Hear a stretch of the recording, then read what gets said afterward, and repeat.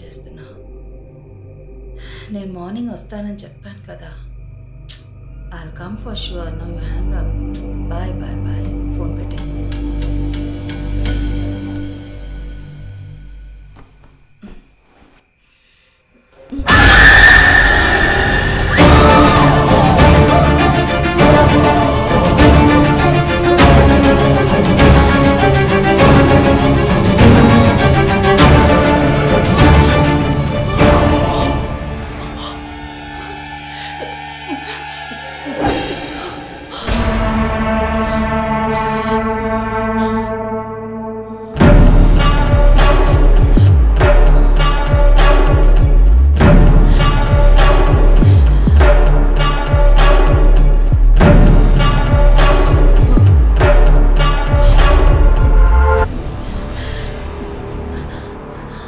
అన్నయ్య,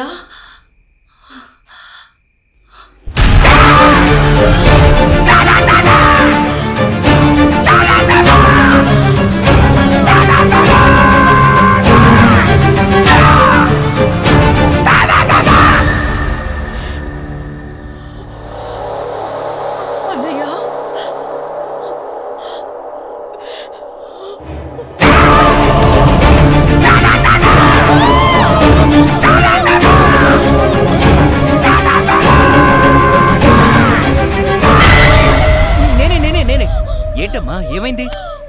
ఎందుకలా ఉన్నావు? అన్నయ్య, దమయంతి. దమయంత? తను ఇందాక ఇక్కడే నుంచునుంది. కొంచెంసేపు క్రితం నా రూమ్ లోకి వచ్చింది. ఎటువైపు చూసినా తనే కనిపిస్తోంది. సరే, ముందు రిలాక్స్ గా ఉండు. Cool down, calm down. కూర్చో. అన్నయ్య, నువ్వు వెంటనే ఆ విక్కీకి ఫోన్ చేసి ఇమీడియట్ గా ఇక్కడికి రమ్మని చెప్పు. ఫోన్ చేసి రమ్మంటాను.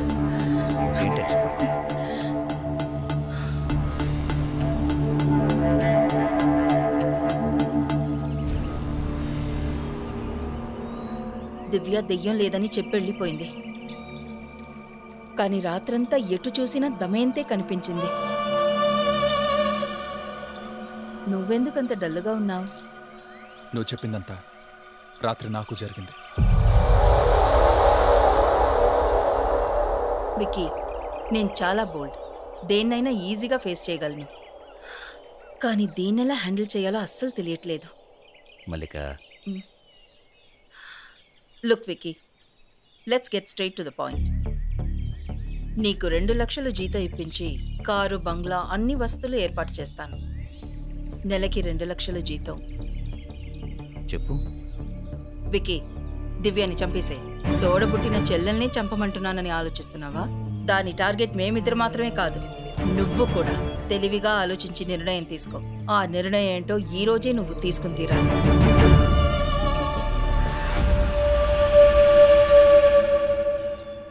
ఆడేంటమ్మా, చెల్లిని చంపమంటే చెప్పు తీసుకొని కొట్టకుండా గుండ్రాయిలో కూర్చున్నాడు. అదే మాట నాతో అనుంటే వాడినొక్కడే చంపేసేవాడిని. వీడసలు దివ్యం చంపగలంటావా? నువ్వు ఇప్పుడు అన్నావు కదా, దివ్యాని చంపమన్నప్పుడు వాడు రియాక్టే అవ్వలేదు. అప్పుడే నాకు అర్థమైంది వాడు డబుల్ మైండెడ్గా ఉన్నాడని. అందుకే ఆ పాయింట్ పట్టుకుని వాడిని బ్రెయిన్ వాష్ చేశాను. వాడి మైండ్ సెట్ని బట్టి చూస్తే డెఫినెట్గా ఈరోజు వాడు దివ్యాన్ని చంపేస్తాడు. వాడిని పోలీసులకు ఇరికించి మనం తప్పించుకుందాం.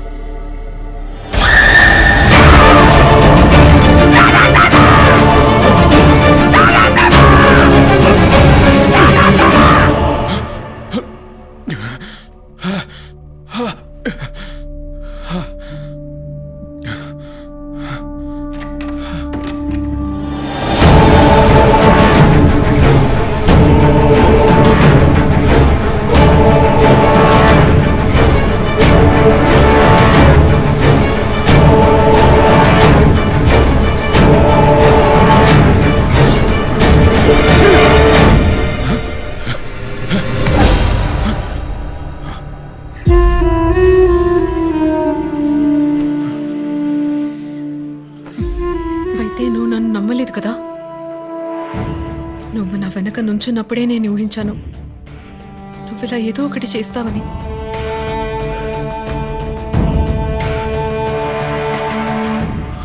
ఐఎమ్ సారీ దివ్య. ఆ దమయంతిని చూసినప్పటి నుంచి ప్రతి క్షణం నరకంలానే ఉంది. విషయం తెలియనంత వరకు అంతా బానే ఉంది, కానీ ఇప్పుడు ప్రతి నిమిషం భయంతో చచ్చిపోతున్నాను దివ్య. నీకు విషయం చెప్పనా? ఇప్పుడు నిన్ను చూసినా కూడా నాకు భయంగా ఉంది.